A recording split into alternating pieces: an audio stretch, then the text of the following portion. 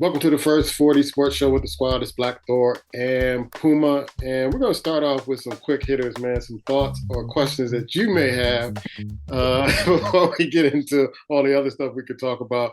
But give me something that's been on your mind, a news story, something that's been on your mind, bro. Ooh, a quick hitter for me, basically. I'm looking at the NBA, and I love the fact that Charles Barkley called out, a network, ESPN, for all they do is pay attention to the Lakers and Golden State. And I'm like, it's high time. I mean, where's he been? It's been a problem all along. I want to get your reaction to it. Yeah, I mean, we've been talking about it for years, and people are bothered about all the coverage. It's ESPN has turned into LeBron's network. And whether or not they're in last place, whether or not they're in playoff contention, whether or not his son is doing something, how he reacted to something, it's like every two or three stories is something about him. And they're missing everybody. And you said this several times. We've said it all several times that there are a load of different superstars in the NBA that they can cover teams, cover different players.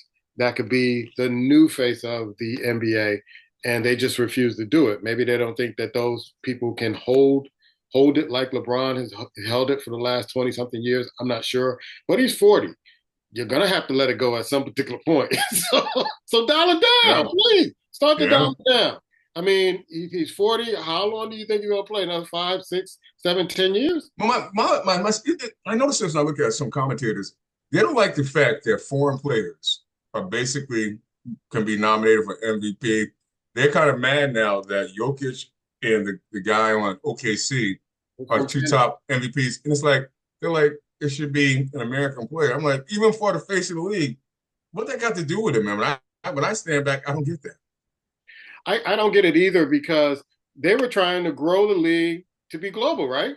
Yes. Here you are. Here you are. So this is what you asked for.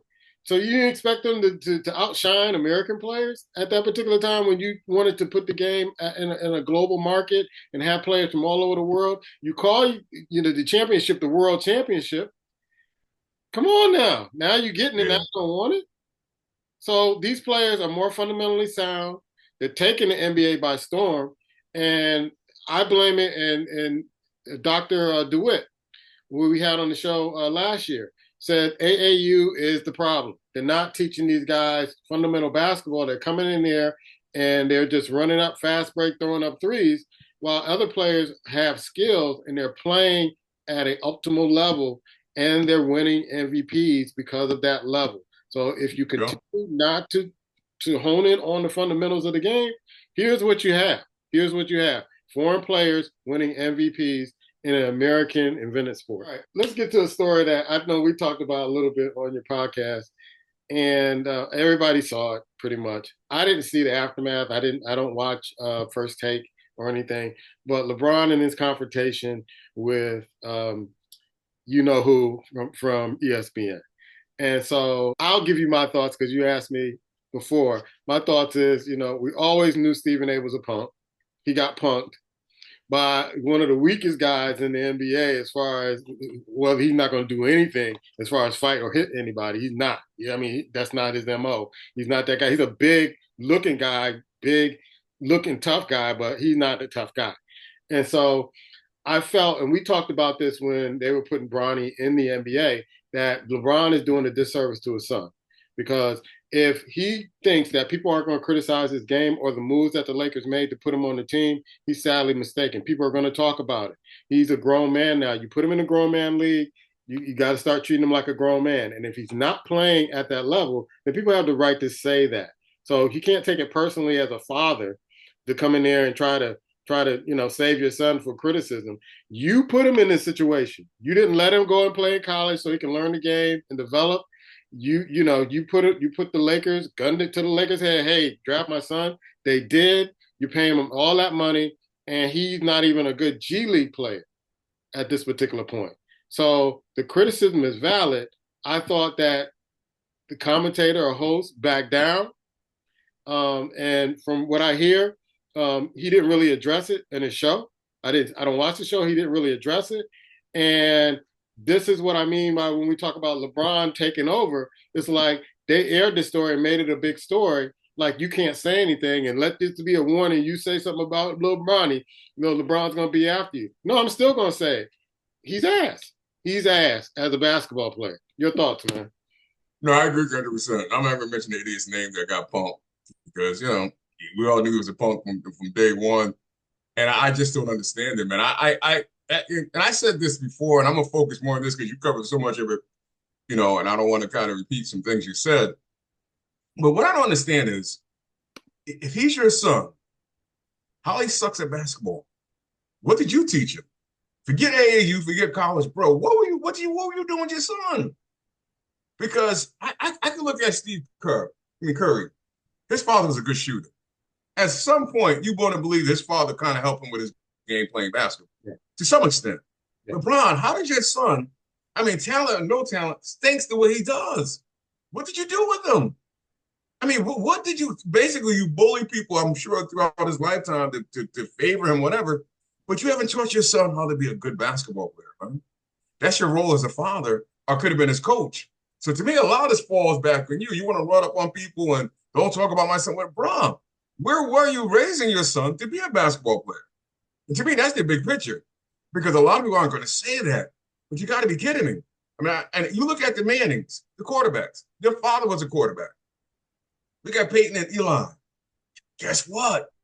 It is what it is. I can name some other names where their kids basically have rose to prominence. Come on, man.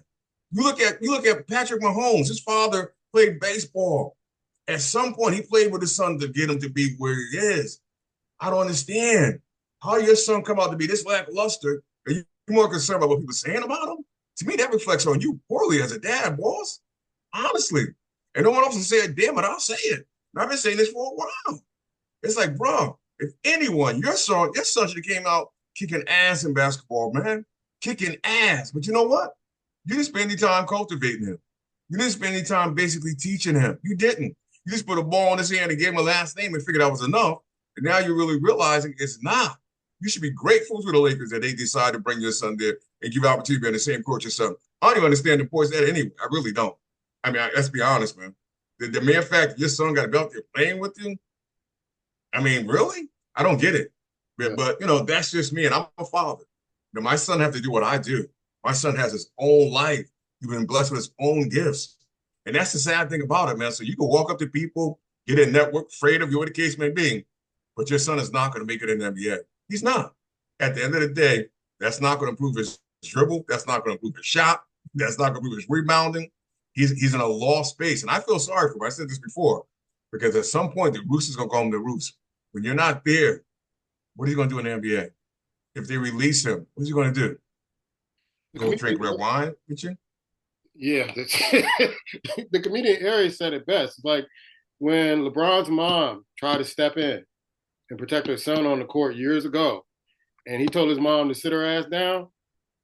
I don't know if Bronny has that heart to say, Dad, you need to sit this one out. I'm a man, I can take this. I don't think that's in him because he didn't raise him that way.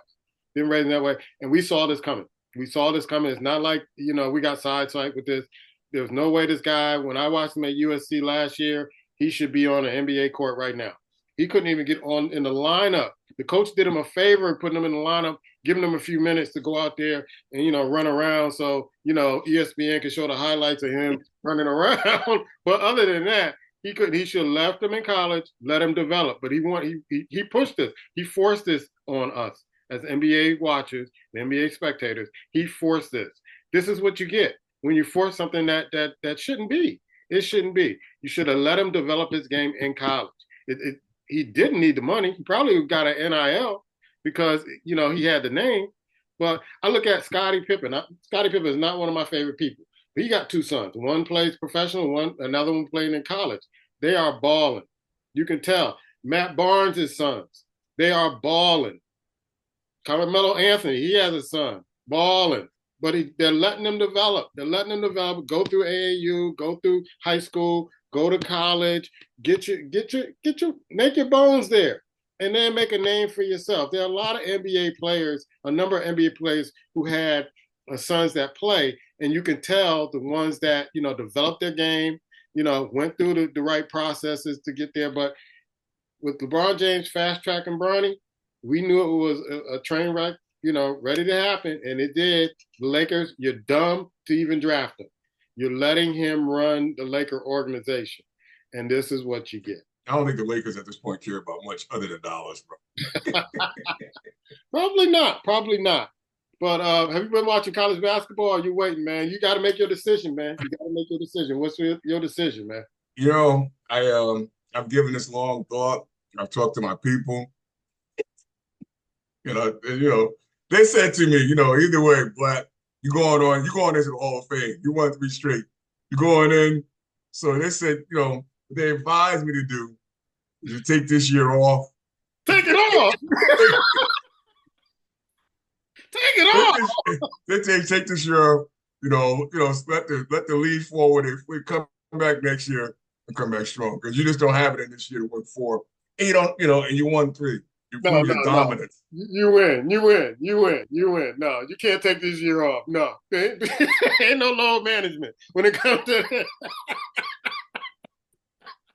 you win. Talk to my people. But there have been some exciting games out there. Alabama finally gets over the hump. They beat Auburn yesterday. And a lot of people are really talking. I was reading an article about whether or not if Alabama could beat Auburn or Florida, because Florida is ranked number 3 right now. They may be going down in the ranks because Duke won their game against North Carolina yesterday. Can Alabama get a number 1 seed if they beat Auburn and not Virginia, but Florida in their tournament coming up?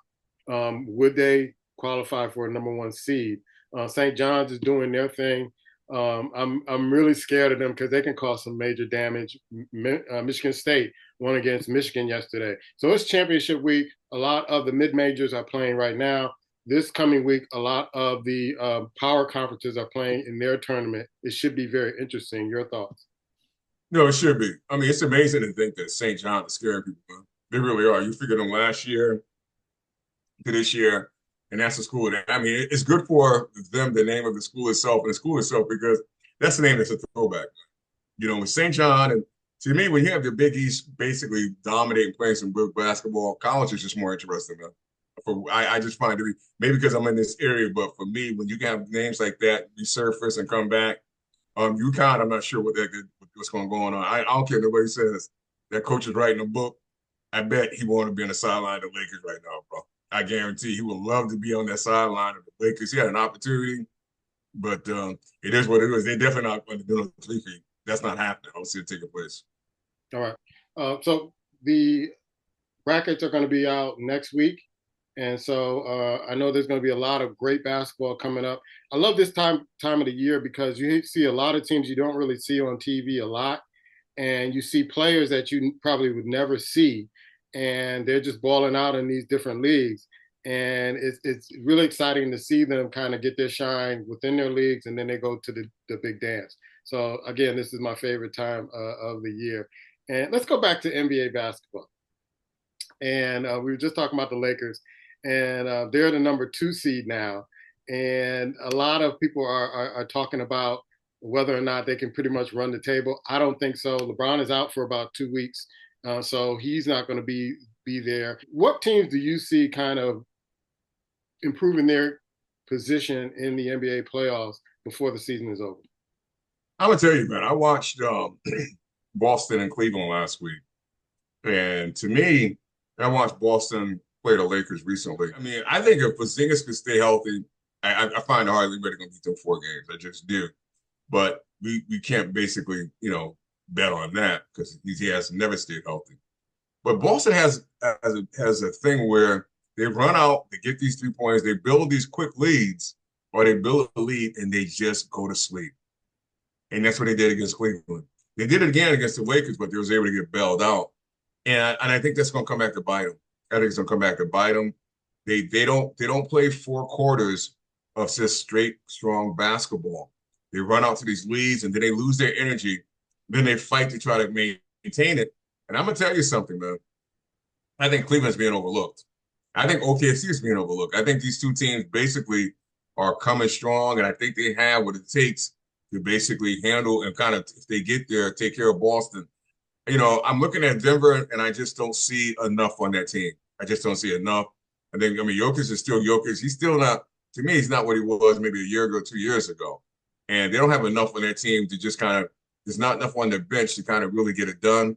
So I'm amazed, man, when I look at, they're way down there. What the hell's going on? Phoenix, Dallas, Memphis. These teams were contenders last year, bro. You would thought about them, and it's like they're rock bottom now. What the hell has happened? I mean, Houston came back to earth, but a lot of these teams, man, it's just like they're playing garbage. You look at them, and they have players. It's like, what the hell's going on? Yeah, I look at the Warriors coming up to maybe the number 5 position or even number 4 position in the weeks to come, because it seems like the Grizzlies and the Rockets, the Grizzlies are 3-7 in their last 10. The Rockets are 5-5 in their last 10, and the Warriors are like 9-1. So they don't look like they're slowing down at all, and they don't have any injuries at this particular time. I think the Lakers will come back down to earth. LeBron is going to be out for a couple of weeks, so maybe the Denver Nuggets can come up and get in that second slot, and maybe the Grizzlies can kind of step up also, or maybe they'll fall to the point where they're at the 5 or 6 position. The other team I think that might make a run, they seem to be trying to make a run, if Anthony Edwards can stay on the court without the technicals and all the other stuff, baby mama drama and all the other stuff. They're in the number 7th position. They could move up too. If I were the Golden State Warriors, I would want to move up so I don't have to play in the playing games, which I do not like in the NBA, but we have them here. When you talk about the East, Detroit's been the surprise team in the East. I mean, Detroit's balling. They got the young talent. If they can get a couple of veterans to help steer them into the upper echelon of the Eastern Conference, that would be great. Milwaukee is looking really good right now, 8-2 in the last 10. The Pacers are looking kind of solid. They're 6-4 in their last 10, but the Detroit Pistons are looking really good. And quiet as it's kept, the Hawks are still holding that 7th position along with the Magic. I think they have a few hurt players. I was really disappointed to find out how the Dallas Mavericks, they just got hurt. They're decimated with injuries. Kyrie went down. They lost Luka. Anthony just played one game there, and that was it. We don't know when he's coming back. Another starter is down. So if I was them, I'll just be playing for next season at this particular point, because they're at number 10. I don't see them kind of really making a comeback. I think Kyrie is out for the year with the ACL. Looking for Randall to step up a little bit, to try from that trade from New York to step up and try to get into a good spot in the playoffs. Go ahead. I know what you got to say. Go ahead. Yeah, man, because come on now. When Knicks made this trade for, the big clown, I'm gonna call him, made the trade. You was all in, man. Now it's been what, almost 3/4 of a season. What are you thinking when it comes down to the Packers, man? Come on now. Well, JB is hurt right now. He's going to be out for 2 weeks. I don't know who's going to step up and play point guard for that team, but it has to go on the back of the big. They call him the big bodega right now. They got to be on his back and the other guy's back. The thing that concerns me about the Knicks is they haven't been able to beat the elite teams in the league, like Cleveland Cavaliers, the Celtics, OKC, and they couldn't even beat the Lakers the other night. I thought they had a chance to beat the Lakers, but they couldn't even do that. They beaten Denver, and Denver is beating them, but you got to beat those teams if you're going to be a contender.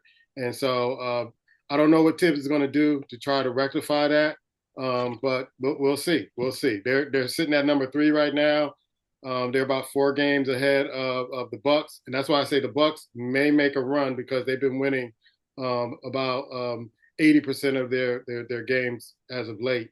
The last 10 games, they're 8-2. So I'll say it again, man. That was a bad trade. Bad trade. But even though that trade I thought was kind of bad, the one they brought in when they gave all the first round picks, you got to be kidding me, man.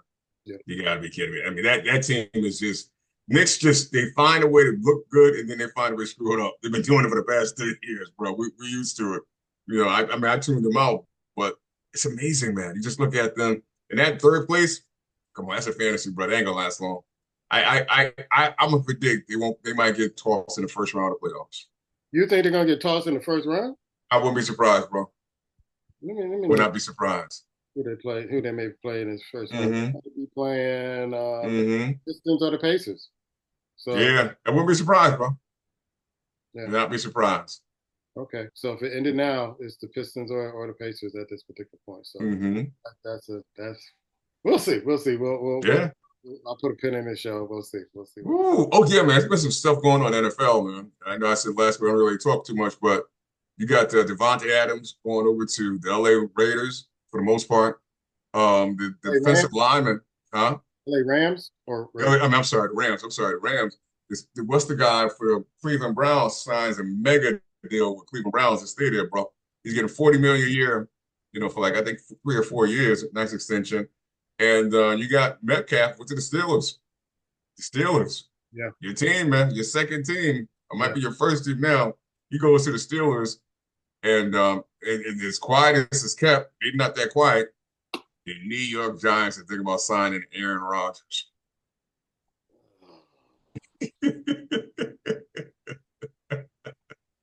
That's when you think it couldn't get any worse. He got rid of Saquon Barkley. He wins the Super Bowl. He wins, and he gets a new contract. I mean, the highest paid running back in the league right now. And you're gonna go after Aaron. You just saw what they did. The Jets did. It's right across town. Why? Why? Why? Why? You Yeah, just saw what he did. Why? yeah. I I will say this: the ownership of Giants, when they chose not to fire their general manager, minimum fire the general manager, told me they have no idea what they're doing. There's no way that general manager should still be the general manager of the Giants. None, no way possible. And they're gonna screw this draft up. They're gonna screw this draft. They got a good pick. Watch them screw this up. They're gonna screw it up. I always thought, and I haven't really voiced it, that Shakira Sanders were going to the Giants. Yeah, I think they threw it out there just for attention. I don't think they were ever serious thinking about him. Just my honest opinion. I don't think they want a quarterback in the first round, bro. I don't really do. And you bring up a good name, Shador Sanders, because it seemed like people are kind of saying some things behind him. But I like what Dion said. It's all a game, baby. You got teams saying bad things because they want him to drop. They do want him to drop. That's what's really going on here. People getting locked into it. It was like it's a game. It's a game. Yeah, he's this, he's that. They want him. Yeah, it's kind of sad that when you sit there and watch how the news on the draft and where they think players are going to go. I purposely tune it out because they really don't know. They're just speculating. No. They're trying to Yeah. get clicks. They're trying to get Mm-hmm. attention. They're trying to get ratings, and it's like they really don't know. And I Yeah. imagine these teams like telling people, "Yeah, we're going to draft." No, they're not telling you. They're not telling. No. Mm-mm. They're trying to keep it close to the vest because they know NFL teams are trying to maneuver their way to get the best possible player they can get. And they know the needs of other teams, and teams know their needs. So they're trying to make deals. So why would they tell you? So when people are sitting there, it cracks me up with your boy on ESPN. He's always sitting there with his phone while they be doing the show, and he goes off to the side like it got something. Or Scheffler, yeah. Yes. The biggest joke there is. The biggest joke there is, man. Running to his side. Oh, Chevy might got some news. He has some news. Always crack me up when he does that. Yes. It's just, Ain't nobody talking to his wife like, you better bring that milk home when you get oh man. I heard the story about Garrett from Cleveland. Did he go talk to the owner? And the owner Ooh. said, listen, go talk to the general manager. We have nothing to talk about. Yeah. The owner didn't want to talk since that probably did happen. I did read that the owner didn't want it, which was a bad move, but you don't go to the ownership with that, man. I mean, there's protocol there for the most part. You should know they're gonna pay you. They pay Watson that money. Why would not pay you that money? They still gotta handle that right there, man. And so it leads me to think that he was just putting on a show to get more money. He didn't really want to leave Cleveland. No, I don't think he did either. I don't think he did. No. I mean, I don't think he wanted. I think he likes it there. And he's getting paid handsomely. It's a nice piece of change you're gonna pay him. So Yeah. do you think, and I know we talked about this at another date, do you think Russell Wilson will end up with the Raiders at this particular point? His old coach is there, so I would say yes, I'm gonna say yes for this reason. I don't think it's the coach. I think he wants to. I think his wife wants to be in Las Vegas, baby. I really do. I just my personal opinion. I don't think it's the coach. I think they sell it as that. I think homegirl will now just think about it for a career as hers. mhm. Where would you rather be? In cold Pittsburgh? Or you rather be in Las Vegas? A residency in Las Vegas. Singing la la la, yeah, singing in Las Vegas. That's Yes. be I honest. I I, I think that's where what's driving all that right there, man. So last second shot, bro. Ooh, I'm always, taken back a little bit by these fantasy commercials about all these MGMs and all these things doing betting. People, be careful, man.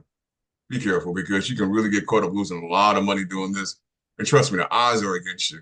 They really are. Think about this for a moment. Remember years ago, the NFL wanted nothing to do with fantasy football betting, any of that type of stuff. They didn't want to be in Vegas, none of it. Now you can bet on basically what type of socks somebody's wearing. It's all to get your money. Be careful. Yeah. Be careful. Well, another black coach has left the ranks of HBCUs. Coach George from Tennessee State, going to coach the Bowling Green. So congratulations for him going to a Division I school. And this should be the trend of a lot of players who played at HBCUs or who played in the NFL.